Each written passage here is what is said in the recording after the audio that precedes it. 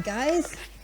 Well, in our kids groups, just recently, we've been looking at an important question. And I think there's only one, maybe two of you that have been here before when we were doing it. So it'll be new to everybody. So, and Chloe's done a really good job of saying what I was going to say, so I could just... It's all right, repeating is really good, isn't it? Okie doke. So we've been looking at what is the church.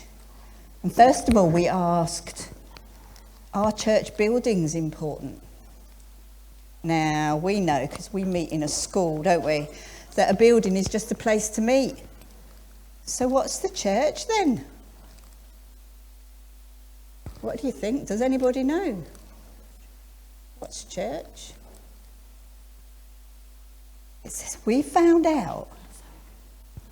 Oh, what's the church? The people. We found out that God talks about the church in the Bible. He means the people. The ones that meet together to serve him. And the very first church that started over 2,000 years ago by Jesus' disciples and his close friends, when Jesus came alive again after he was killed on the cross, his friends and family realised that he was really God's son. They understood that Jesus had come to show them what God was like, and that he died so that their sins could be forgiven and that they could be part of his family. Now that's interesting. That's something else, isn't it? Church is God's family. Jesus is God's son, and when we belong to him, what does that make it? Make Jesus. So if Jesus is God's son and we're part of God's family, means Jesus is our brother. So we're sons and daughters of God and brothers and sisters with Jesus when we believe in him. That's cool, isn't it? Now, 2,000 years later from that first church, Christians still believe. They believe all that. This very first church was very excited about Jesus, and their whole life was changed because of him. Let's see the sort of things that they did. Now I've got a Lily who's going to come and read a passage for us. So listen out to the passage, because I'm going to ask you a question afterwards. Are you ready? This is Acts 2, verse 42 to 47. Many miracles and wonders were being done through the apostles, and everyone was filled with awe. All the believers continued together in close fellowship and shared their belongings with one another. They would sell their property and possessions and distribute the money among all, according to what each one needed.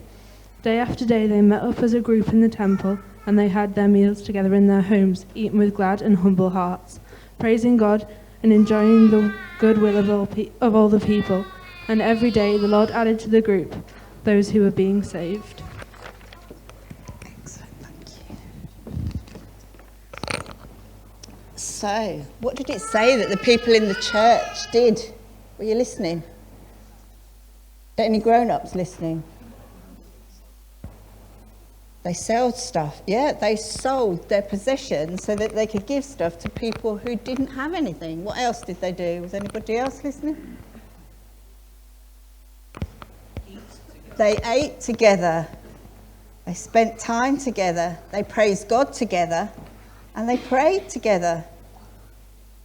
Do churches do the same thing now? Do we do that? Yeah. We do. Now we're going to have another bit read from the Bible. And Rowanna's going to come and read that for us now. So you're going to listen really carefully to this one. In the same way, though we are many, we are one body in union with Christ, and we are all joined to each other as different parts of one body. So we are to use our different gifts in accordance with the grace that God has given us. If our gift is to speak God's message, we should do it according to the faith that we have. If it is to serve, we should serve. If it is to teach, we should teach. If it is to encourage others, we should do so. Whoever shares with others should do it generously. Whoever has authority should work hard. Whoever shows kindness to others should do it cheerfully. Thank you. So now it's talking about the church being a body. Hopefully it's not a body like that. Okay. And it has lots of different parts that do different things. And it takes all those different parts for the body to work well. Be a bit funny if you were just a toe, wouldn't it? Or just a hand. That would be a bit useless, wouldn't it? Okay, so the church body needs everyone in it doing what God's given them to do. And just in case you've forgotten what Chloe said, that means you children too. You're all part of the church. And just because you're not grown-ups doesn't mean that God hasn't got something for you to do. Try asking God what he'd like you to do. Now, I see you children doing things after church sometimes. I see you worshipping. I see you helping with the clearing up. And I see you looking after the other younger children than you, and I see you playing with them. And God's got other things. And I know, do you know, that you can pray too. You can pray for people. You see grown-ups praying for people, but you can pray for people too. And you can ask God for messages for people. And if you want to know some more about that, you need to talk to your grown-ups about that, or the people that do your kids group. Now, for a few weeks, we've been talking about healthy church. And Roger said, healthy church is about family. Healthy church grows out of Jesus. Are we a healthy body, each doing its part? In her introduction a few weeks ago, Ali asked us, why are you here? My challenge and encouragement to you all today is, what is your part? What does this all mean for you today? What is your place in the body? What has God given you to do? Do we think that we have nothing we can bring? Do we come to our Sunday morning gatherings and other things we do as a church with the thought, what can I bring? Are we expectant?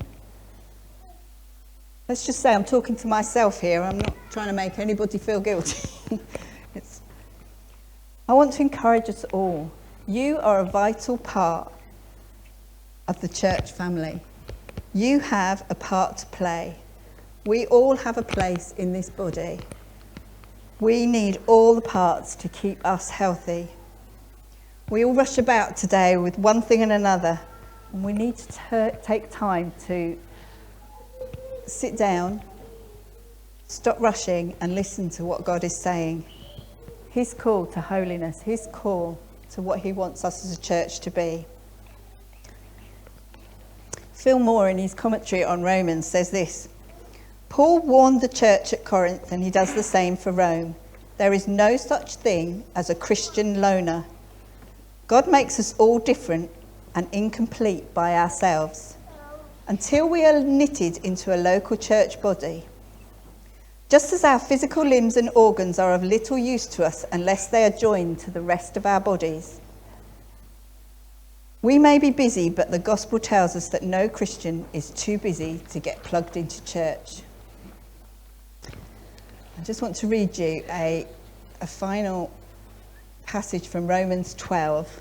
It says, I appeal to you, therefore, brothers, by the mercies of God, to present your bodies as a living sacrifice, holy and acceptable to God, which is your spiritual worship. Do not be conformed to this world, but be transformed by the renewal of your mind, that by testing you may discern what is the will of God, what is good and acceptable and perfect.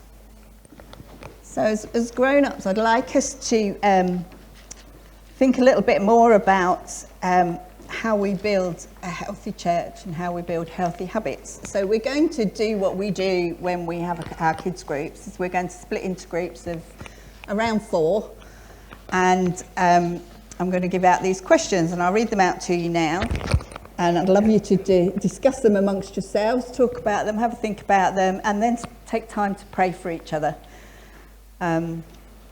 So the first question is, how can we build healthier habits to contribute to a healthy body here at King's? How do you know what your gifting is? How do you grow in that gifting? So there's a whole load of things to think about. Get yourselves in groups and we'll hand out some of these.